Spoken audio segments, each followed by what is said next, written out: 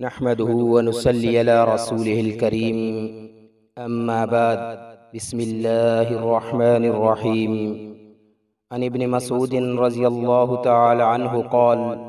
قال النبي صلى الله عليه وسلم التائب من الذنب كمن لا ذنب له أو كما قال عليه الصلاة والسلام۔ حضرت ابن مسعود رضی اللہ تعالیٰ عنہ سے روایت ہے کہ آقا علیہ الصلوۃ والسلام نے فرمایا، گناہ سے توبہ کرنے والا اس شخص کی طرح ہے کہ جس کا کوئی گناہ بھی نہ ہو۔ توبہ کا معنی ہے رجوع کرنا اور پلٹنا،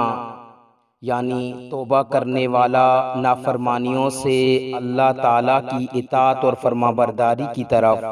اور گناہوں سے اطاعت کی طرف پلٹ جاتا ہے۔ اس حدیث مبارکہ میں آپ علیہ الصلوۃ والسلام نے توبہ کی اہمیت اور ضرورت کو بیان فرمایا اور ایک باطل نظریہ کی تردید فرمائی۔ عام طور پر معاشرے کے اندر یہ غلط نظریہ پایا جاتا ہے، بہت سا زیادہ گناہ اور نافرمانی کے بعد توبہ اور معافی کی کوئی گنجائش باقی نہیں ہے، تو اس باطل نظریہ کی تردید فرما دی کہ گناہ چاہے جس قدر بھی ہیں،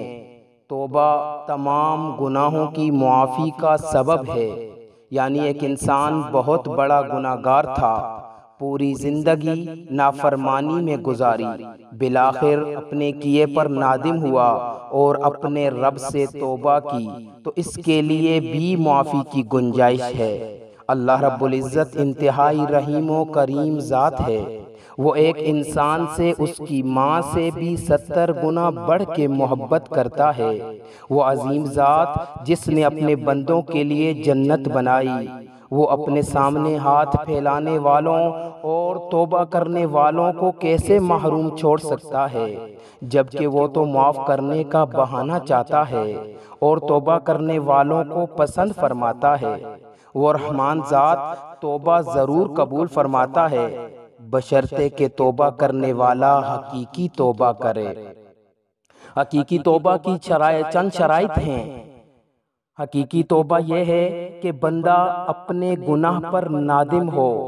فی الحال وہ برائی چھوڑ دے، یعنی فوراً اس گناہ سے رک جائے،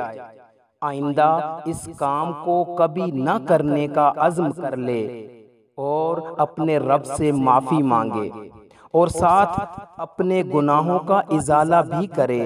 یعنی اگر نمازیں نہیں پڑھی تھیں تو قضا کرنا شروع کرے،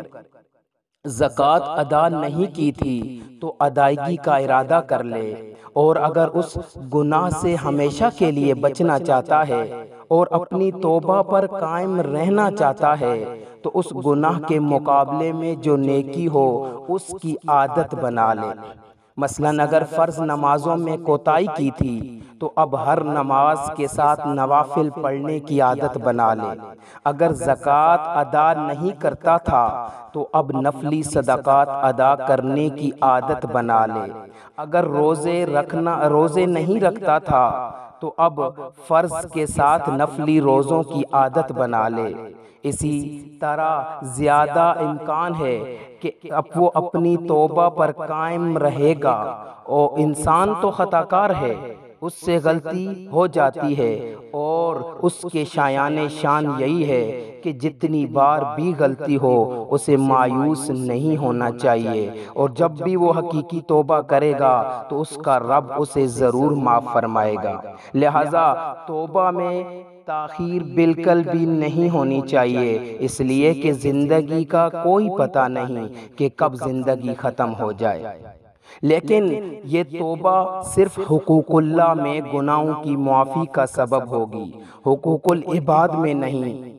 یعنی کسی نے اللہ تعالیٰ کی مخلوق میں سے کسی کے ساتھ زیادتی کی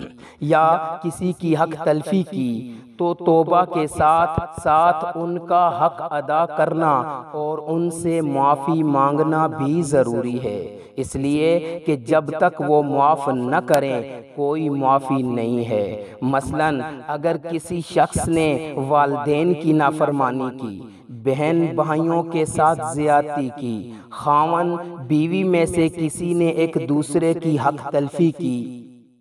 یا اولاد کا حق ادا نہیں کیا، یا رشتہ داروں محلے داروں میں سے کسی کے ساتھ ناانصافی کی، یا کسی بھی انسان سے ظلم و زیادتی کی، کسی کی غیبت کی،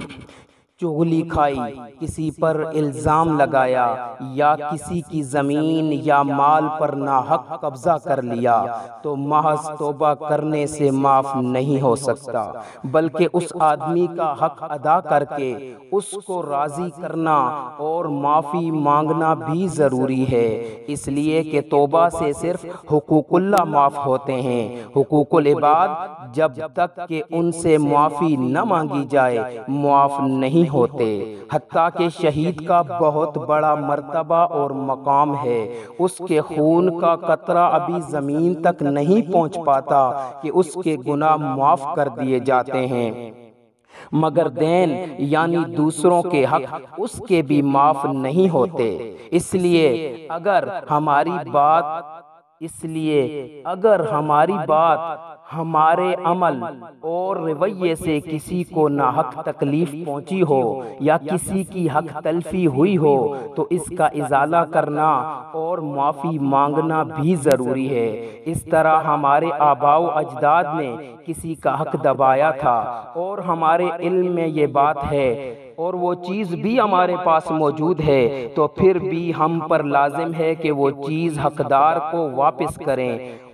اور اس سے معافی مانگیں، تاکہ کل قیامت کے دن ہم بھی اور ہمارے آباء و اجداد بھی اس حق کی وجہ سے جہنم میں نہ جائیں اور جہنم سے بچ جائیں۔ اللہ تعالیٰ سے دعا ہے کہ ہمیں اس کو سمجھنے اور اس پر عمل کرنے کی توفیق عطا فرمائے۔ وآخر دعوانا ان الحمد للہ رب العالمین۔